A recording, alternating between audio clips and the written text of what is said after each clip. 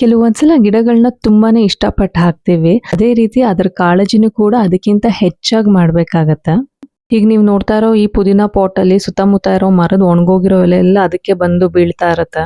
ಉದುರೋ ಎಲೆಗಳನ್ನಂತೂ ತಪ್ಸಕ್ಕಾಗಲ್ಲ, but ನಾವು ಆದಷ್ಟು clean ಆಗಿ ಪಾಟ್ಗಳನ್ನ ಇಟ್ಕೋಬೇಕಾಗತ್ತೆ. ಈ ಪುದೀನಾ ಗಿಡದ ಮೇಂಟೆನೆನ್ಸ್ ಕೂಡ ತುಂಬಾನೇ ಕಡಿಮೆ. ಈ ಬಲ್ತಿರೋ ಕಡ್ಡಿಗಳನ್ನ ನೆಟ್ರೆ ಸಾಕು ಪುದೀನಾ ಗಿಡ ಚೆನ್ನಾಗಿ ಬರೋದಕ್ಕೆ ಶುರು ಆಗತ್ತೆ. ಆದ್ರೆ ಕೆಲವೊಂದ್ಸಲ ಏನಾಗುತ್ತೆ, ಅದ್ರ ಕಾಂಡಗಳೇ ಪಾಟ್ ತುಂಬಾ ಸುತ್ತಕೊಂಡು ತುಂಬಾ ಕಡ್ಡಿಯಾಗಿ ಆಗೋಗುತ್ತೆ. ಸೊ ರೀಪಾಟಿಂಗ್ ಅಂತ ಮಾಡಿದಾಗ ಹಳೆ ಕಡ್ಡಿಗಳನ್ನೇ ಉಳಿಸ್ಕೊಂಡು ನಾವು ತುಂಬಾ ಚೆನ್ನಾಗಿ ಪುದೀನಾನ ಬೆಳಿಬೋದು. ಬಟ್ ಈ ವಿಡಿಯೋದಲ್ಲಿ ಬರೀ ಮೇಲ್ಭಾಗದ ಮಣ್ಣು ಮಾತ್ರ ತೆಗೆದು ಅದಕ್ಕೊಂದ್ ಸ್ವಲ್ಪ ಗೊಬ್ಬರ ಹಾಕಿ ಅದ್ರದ್ದೇನೆ ಬಲ್ತಿರೋ ಕಡ್ಡಿನ ನೆಡ್ತಾ ಇರೋದು. ಮಣ್ಣೇನಾದ್ರು ತುಂಬಾ ಗಟ್ಟಿಯಾಗಿದೆ ಅಂತ ಅನ್ಸಿದ್ರೆ ಆದಷ್ಟು ಅದನ್ನ ಲೂಸ್ ಮಾಡಿ, ಆವಾಗ ಗಿಡಗಳು ತುಂಬಾ ಚೆನ್ನಾಗಿ ಬರುತ್ತೆ.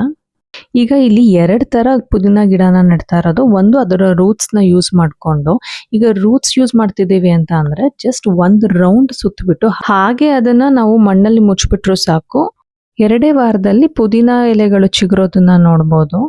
ಅದೇ ರೀತಿ ಬಲ್ತಿರೋ ಕಡ್ಡಿನೂ ನೋಡ್ಕೊಂಡು ನೆಟ್ರು ಸಾಕು, ಅದು ಕೂಡ ಚಿಗುರೋದಕ್ಕೆ ಶುರು ಆಗತ್ತೆ. ಸೊ ನೋಡೋಣ ಬನ್ನಿ, ಇದನ್ನೆಲ್ಲ ನೆಟ್ಟ ಮೇಲೆ ಗಿಡ ಮತ್ತೆ ಯಾವ ರೀತಿ ಹೊಸದಾಗಿ ಚಿಗುರಿದೆ ಅಂತ.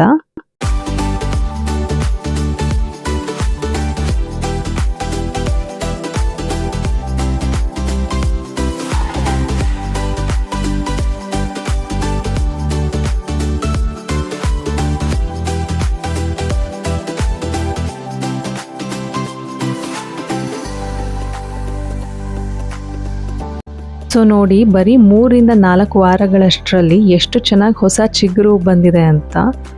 ಈ ರೀತಿ 1-2 ಪಾಟ್ ಮೇಂಟೈನ್ ಮಾಡಿದ್ರು ಸಾಕು, ಎನಿ ಟೈಮ್ ಪುದೀನಾ ಮನೆಯಲ್ಲೇ ನಾವು ಬೆಳ್ಕೋಬೋದು.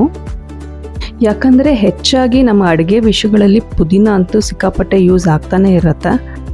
ಸೊ ಯಾವುದಾದ್ರೂ ಒಂದು ಗಿಡ ಈಸಿಯಾಗಿ ನಮ್ಮ ಟೈಮ್ ಕಡಿಮೆ ಇರುತ್ತೆ ಯಾವುದು ಅಂತ ಅನ್ಕೊತಿದ್ರೆ ಖಂಡಿತ ಪುದೀನಾನ ಆರಾಮಾಗಿ ಬೆಳಿಬೋದು. ಹಾಗೆಯೇ ಹೆಚ್ಚೆಚ್ಚು ಗಿಡಗಳನ್ನ ಬೆಳೆಸಿ ಅಂತ ಹೇಳ್ತಾ, ಒನ್ಸ್ ಅಗೇನ್ ಹ್ಯಾಪಿ ಗ್ರೋಯಿಂಗ್.